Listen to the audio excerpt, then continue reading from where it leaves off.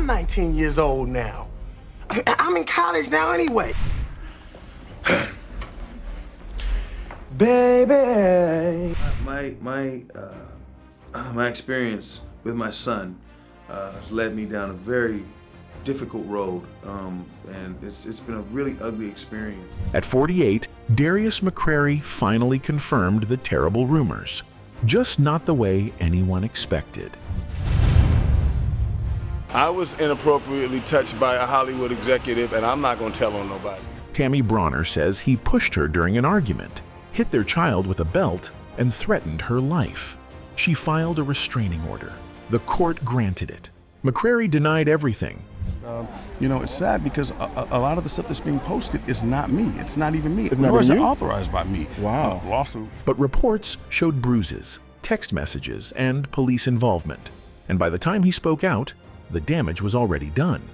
Absolutely. Now we're in an era where if you don't say something, it's really an issue. So it's called I'm Not Laughing, because we've been laughing at that ain't funny for way too long.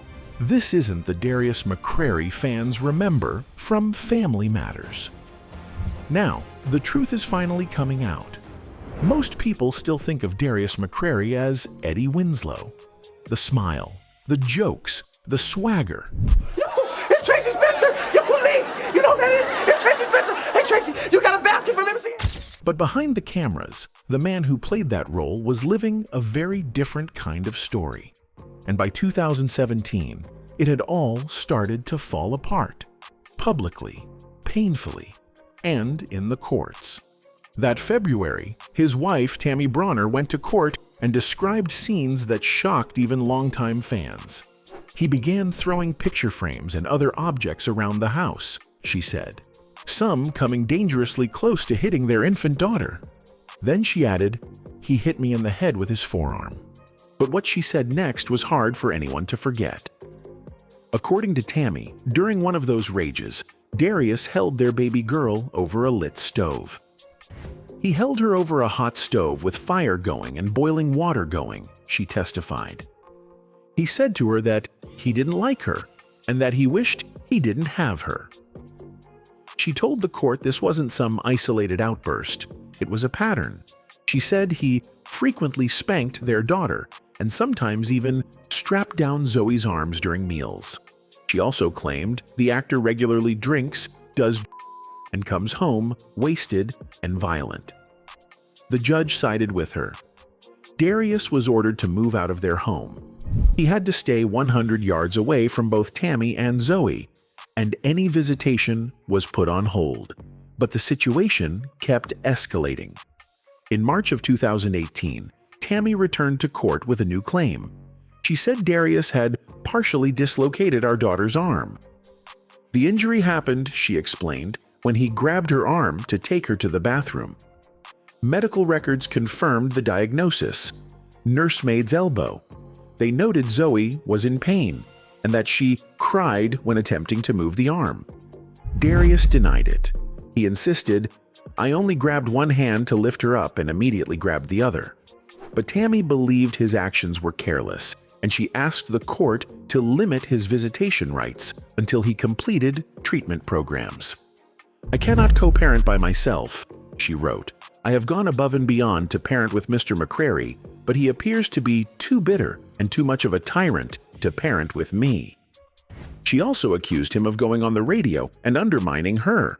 According to her, Darius claimed she had been telling and coaching our 2-year-old daughter to lie and say that Dada hurt her. Darius, in turn, made accusations of his own. On February 15, 2017, he filed for a restraining order. "She was verbally attacked me with a flat iron," he said. He described the result as a visible 1.5 second or 3rd-degree red burn mark on the right side of his chest. Tammy was also ordered to stay 100 yards away from Darius. Both were required to vacate the home. Both were under restraining orders. But the war didn't stop. She pushed back in her filings, calling him violent, destructive, and unstable emotionally. She said, "He has a violent history," and again repeated, "He uses drugs and drinks heavily on a regular basis." Their daughter was born in September 2015. And according to Tammy, that boiling water incident happened when Zoe was no more than 8 or 9 months old. It wasn't a simple case of custody or even divorce. This was a courtroom filled with violence, trauma, accusations of addiction, and a child caught in the middle. What once seemed like a family falling apart now looked more like a long descent into chaos. The damage at that point was more than public. It was personal.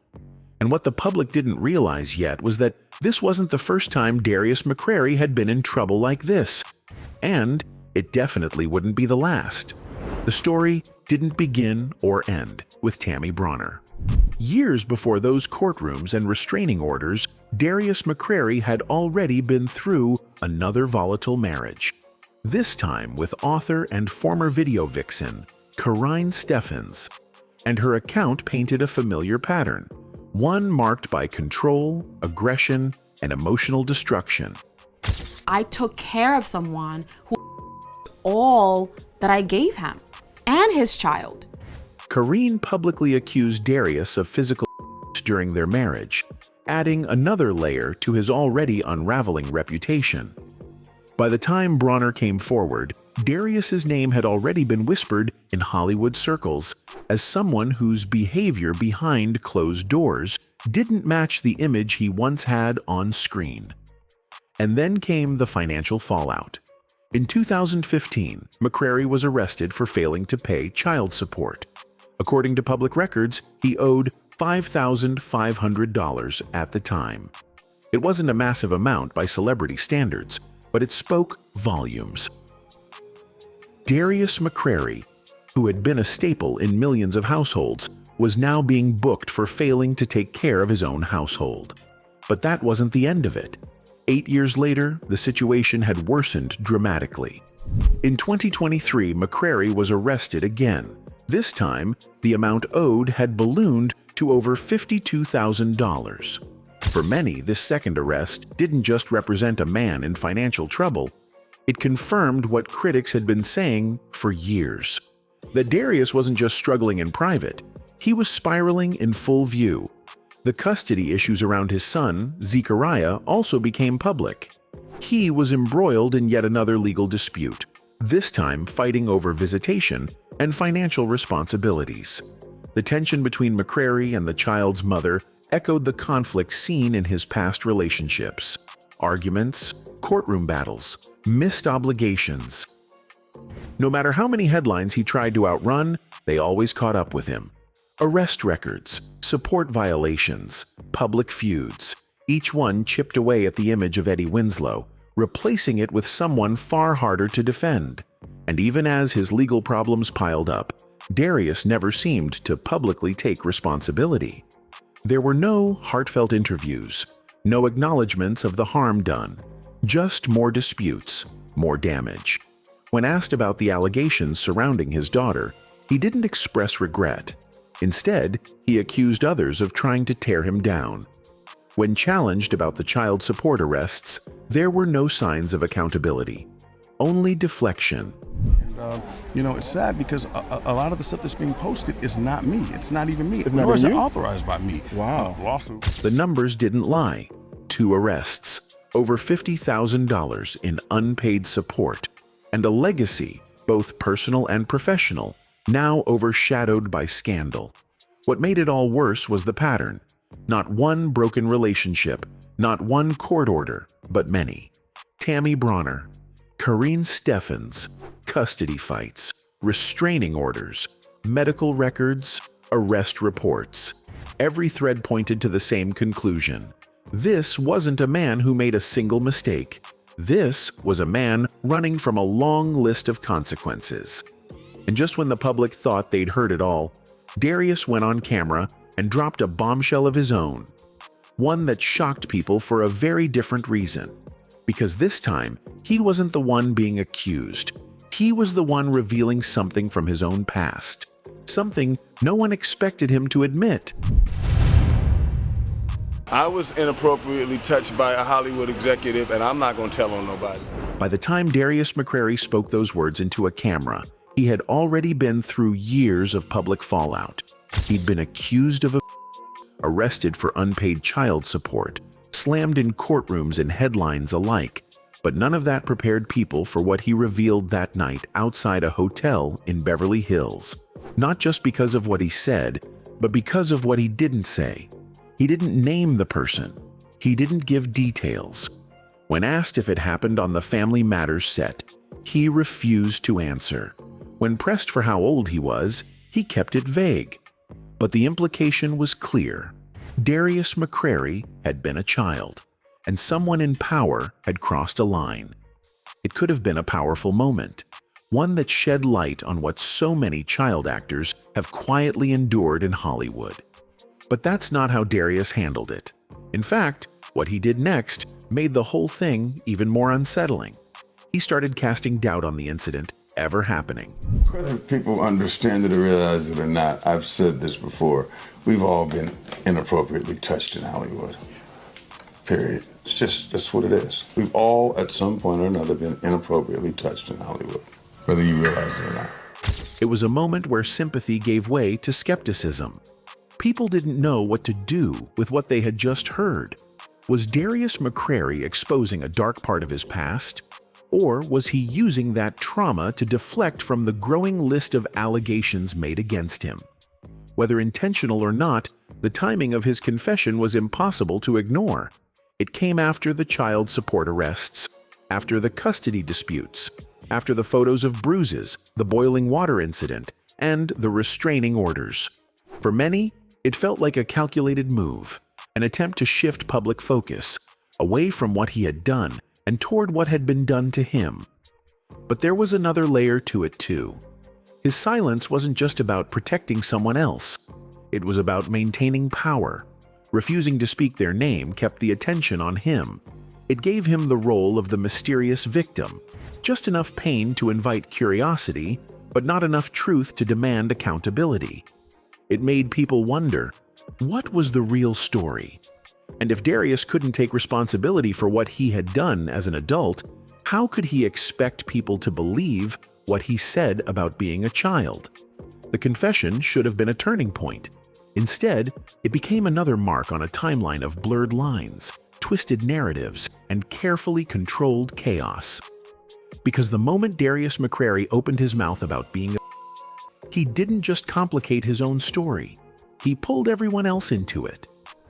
As the years went on, the headlines surrounding Darius McCrary got messier, stranger, and harder to ignore. The allegations were devastating. The child support arrests painted a man in crisis.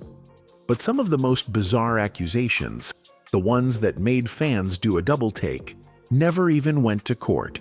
They just hung in the air, unanswered.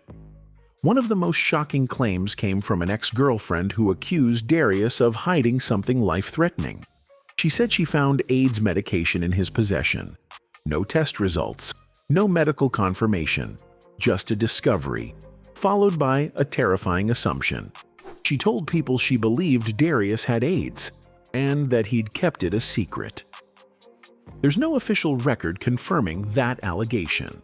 No verified report tying him to any diagnosis. But the rumor spread like wildfire. Not because it was proven, but because Darius never really addressed it. He didn't come out and deny it clearly. He didn't sue for defamation.